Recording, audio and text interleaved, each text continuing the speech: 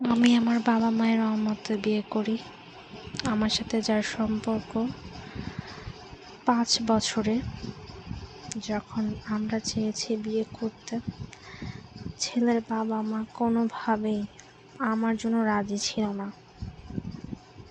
তাদের ভাষ্যমতে আমার বাবা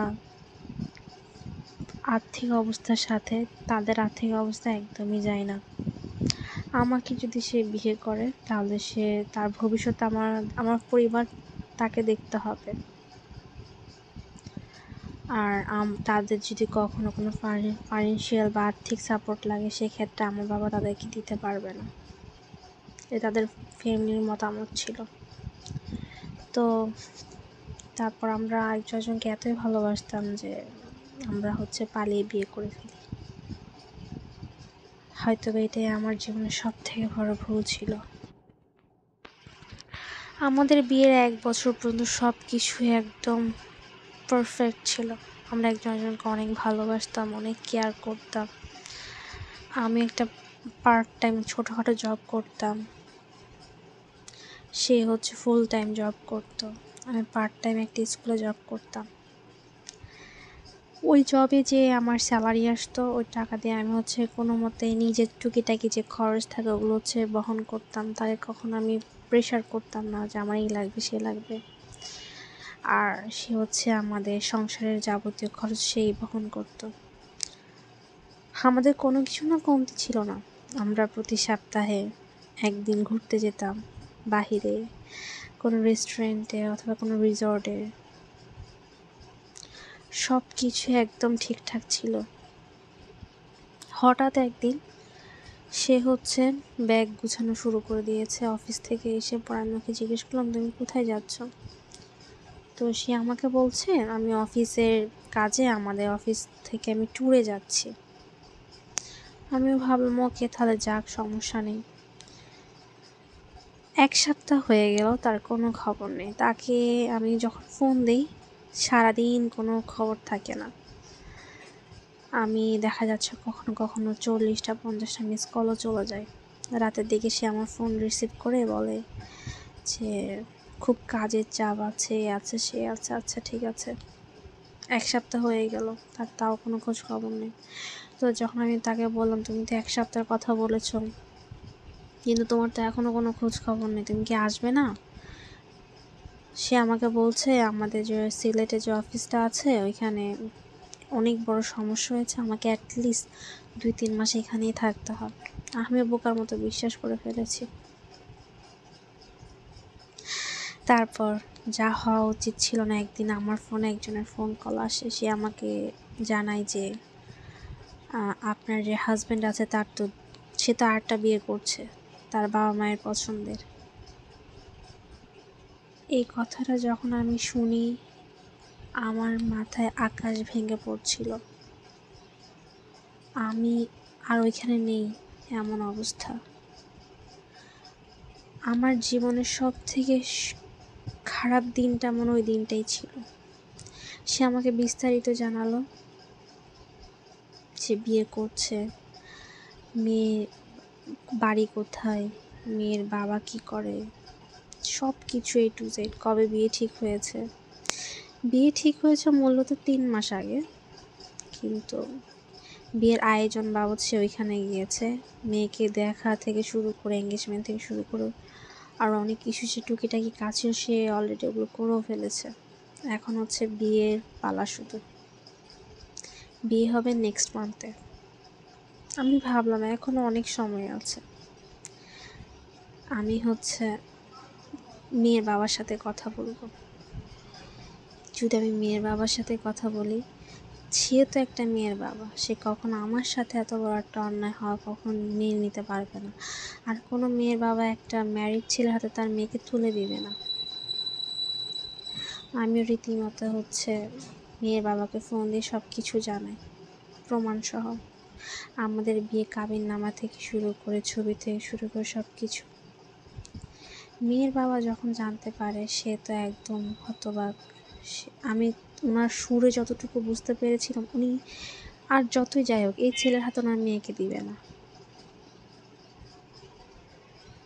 তারপর পরের দিন হচ্ছে মেয়ের বাবা হচ্ছে রাজি মেয়েকে বিয়ে দিবে, কারণ মেয়ে হচ্ছে আমার হাজব্যান্ডের প্রতি উইক হয়ে গিয়েছে কয়েকদিন কথা বলে। যাই হোক, অন্য দিক থেকে যখন আমার হাজব্যান্ড জানতে পারে আমি সব কিছু তার হবু শ্বশুরকে জানিয়েছি, সে আমাকে সাথে সাথে ডিভোর্স লেটার পাঠিয়ে দেয়। সে আমাকে জানায়, আমি চেয়েছিলাম দুজনকে একসাথে রাখতে, তো আমাকে ভেবেছিলাম সপ্তাহে 2 দিন সময় দিব, বাকি সময় আমি আমার নতুন বউকে সময় দিব। কিন্তু তুমি যে কাজটা করেছো তাতে হচ্ছে আমি তোমার সাথে থাকতে পারবো না। আমার মনে হচ্ছে তখন যেন আমার পৃথিবী শেষ। আমার মনে হচ্ছিল যে আমি কেন বেঁচে আছি, আমার বেঁচে থেকে কি হবে। তারপর ওদের বিয়ে হয়, সব কিছু হয়। যাই হোক, 1 মাস হয়ে গিয়েছে আমাদের ডিভোর্স হয়েছে। যে বাসা ভাড়া থেকে শুরু করে, কারেন্ট বিল থেকে শুরু করে, খাবারের সব খরচ আমি কোথা থেকে দিব আমি জানি না। আমি যে জায়গায় জব করতাম ওইখানে যে স্যালারি, ওই স্যালারি দিয়ে আমি নিজে ঠিকমতো চলবো ওই জিনিসটাই তো হচ্ছিল না। এর মধ্যে এই যে অবস্থার মধ্যে আমি যে জবে যাব আমার ভালো লাগছিল না। আমি হচ্ছে জবটা মনোযোগ দিয়ে করতে পারছিলাম না, সারাক্ষণ শুধু কান্না করতাম, যার কারণে এখান থেকে আমাকে বের করে দেয়। আমার শেষ আশ্রয়স্থল ছিল আমার বাবার জায়গা।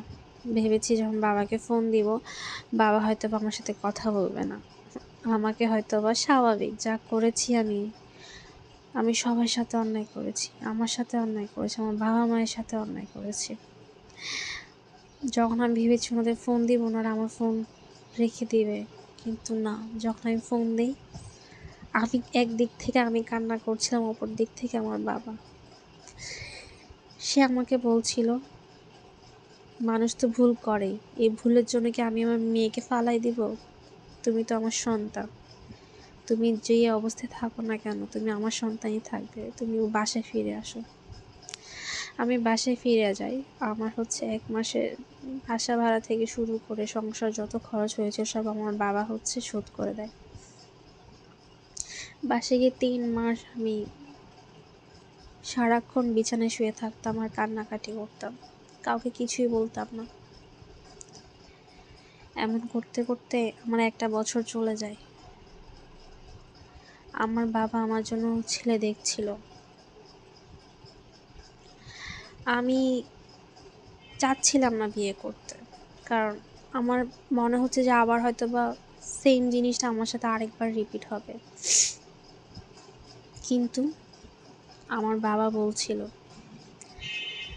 যে ভালো দেখে একটা ছেলের সাথে তোমাকে বিয়ে দেব, ভালো পরিবার দেখে, তুমি টেনশন করো না, যা হবে ভালোর জন্য হবে, আল্লাহ যা করে ভালোর জন্য করে। 1 বছর 6 মাস আমার ডিভোর্সের পর আমার এক জায়গায় বিয়ে ঠিক হয় আর আমার বিয়ে হয়। সবাই ছেলের বাবা মা, ছেলের আত্মীয় সবাই জানতো আমি ডিভোর্সি। তারপর তারা আমাকে খুশি মনে আপন করে নেয়, যা আমি কখনো কল্পনাও করতে পারিনি যে আমার মতো একটা ডিভোর্সি এত ভালো একটা পরিবার পাবে। আমার শাশুড়ি অত্যন্ত ভালো মানুষ। আমাদের বিয়ে 7 মাস পর হচ্ছে আমার কিছু মেডিকেল চেক আপ করা হয়। তো মেডিকেল চেক আপের মধ্যে আমার এই জিনিসটা বের হয়ে আসে যে আমি কখনো মা হতে পারবো না। তার সত্ত্বেও আমার শাশুড়ি, আমি মনে মনে ভেবেছিলাম আমার শাশুড়ি হয়তো বা তার ছেলেকে বলবে তুমি আরেকটা বিয়ে করো। আমি মনে মনে ভাবছিলাম হয়তো বা এই সংসারটা আমার টিকবে না। আমি মনে মনে ভাবছিলাম হয়তো আমি আরেকটা ধাক্কা পেতে যাচ্ছি, কিন্তু না, আমার শাশুড়ি আমার কাছে এসে বলছে, অনেকে তো এমন থাকে যাদের বাবা মা কেউই থাকে না, তাদের মধ্যে একজনকে এনে তুমি না হয় লালন পালন করলো, সমস্যা কোথায়? শুধু জন্ম দিলে কি মা হওয়া যায়? লালন পালন যারা করে তারাও কিন্তু মা হয়। আমি জানি না, ওই দিনের পর থেকে আমি আমার শাশুড়িকে অন্য রূপে দেখছি। মানে আমি কখনো কল্পনা করতে পারিনি যে আমি এত ভালো শাশুড়ি পাবো, কারণ আমি ভাবতাম হয়তো আমি অনেক আভাগা। যাই হোক, আমাদের তার ঠিক 7, 8, 9 মাস পর আমি কনসেপ্ট করি, আমার হচ্ছে বেবি হয়, আমার একটা ছেলে বাবু হয় আমাদের। যাই হোক, তারপর কিছুদিন পর আমার ফোনে একটা কল আসে, সে আমাকে জানায় আমার হাজব্যান্ডের এখন জেলে, তার ওয়াইফ, তার যে সেকেন্ড ওয়াইফ, তার নামে মামলা দিয়েছে নারী নির্যাতনের। আমি কখনো তাকে অভিশাপ দিইনি, কিন্তু হ্যাঁ, যখন আমি নামাজে পড়তাম, সে আমার সাথে যত অন্যায় করেছে, যত অবিচার করে, সব কিছুর কথা যখন মনে পড়তো, আমার চোখ থেকে শুধু পানি বের হতো। হয়তো বইটারই ফল আজকে সে পাচ্ছে। মেয়ের বাবা অনেক পাওয়ারফুল, তারা ওইখানকার তাদের যে গ্রামটা আছে ওইখানকার কিছুটা নেতা, কিছু এমন। তো মেয়ের বাবা যে মামলা দিয়েছে, তারা অনেক চেষ্টা করেছিল এখান থেকে বের হতে। আসলে কি, টাকার কাছে সব কিছুই হার মানে। যেমন আমার ভালোবাসা হার মেনেছিল, এত ভালোবেসে তাকে আমি পেলাম না শুধুমাত্র তার আর্থিক অবস্থা, আমার বাবার আর্থিক অবস্থা থেকে ভালো বলে। যাই হোক, আমি তাকে কিছু বলবো না, সে ভালো থাকুক, আর সবাই আমার জন্য দোয়া করবে। এটা হচ্ছে একটা আপুর গল্প, উনি হচ্ছে একটা গ্রুপে শেয়ার করেছে। ওনার নামটা এখানে ছিল না, উনি, আমি যতটুকু বুঝেছি, উনি একটা ফেক অ্যাকাউন্ট ইউজ করেছে। তাই আমার কাছে গল্পটা খুবই ভালো লেগেছে। আসলে একটা কথা আছে না, কর্মফল। তো আমার কাছে মনে হয়েছে যে না, এই গল্পটা আমাদের শেয়ার করা উচিত। এখান থেকে অনেক শিক্ষণীয় ব্যাপার আছে। প্রথম হচ্ছে, আসলে বাবা মায়ের বিরুদ্ধে হয়ে, অথবা আমাদের বাবা মা আমাদের জন্য যাই করে না, কারণ আমরা সবসময় ভাবি হয়তো বা ওনারা বুঝতে পারছে না, বা ওনারা আমাদের ফিলিংস বুঝে না, কিন্তু সত্যি কথা বলতে দিন শেষে কিন্তু ওটাই আমাদের ভালো হয়ে দাঁড়ায়। তো আর সব থেকে বড় কথা কি, ভালোবাসা যে থাকে ওটা কিন্তু টাকার সামনে কিন্তু হার মেনে যায়। আর হচ্ছে প্রেমের বিয়ে হয় কি, যে বিয়ের কিছুদিন বা কিছু মাস পর, প্রেমের হোক বা অ্যারেঞ্জ হোক, লাভ অ্যারেঞ্জ যাই হোক না কেন, বিয়ের কিছু দিন, কিছু মাস, কিছু বছর পর ছেলেদের মন থেকে এমনি উঠেই যায়। বেশিরভাগ ছেলে, সব ছেলে বলবো না। সো যাই হোক, গল্পটা তোমাদের কেমন লেগেছে আমাকে অবশ্যই জানাবে। আর তোমাদের কাছে যদি আমার কোনো ইন্টারেস্টিং গল্প থাকে, আমাকে ইনবক্স করে জানাতে পারো, অথবা আমাকে কমেন্টে জানাতে পারো, তাহলে আমি নেক্সট ভিডিও ওই গল্প নিয়ে করব। তো আমি আজকে কিছু ভিডিও তোমাদের সাথে শেয়ার করলাম। এটা হচ্ছে আমার কক্সবাজারে কিছু ট্যুরের সিন ছিল।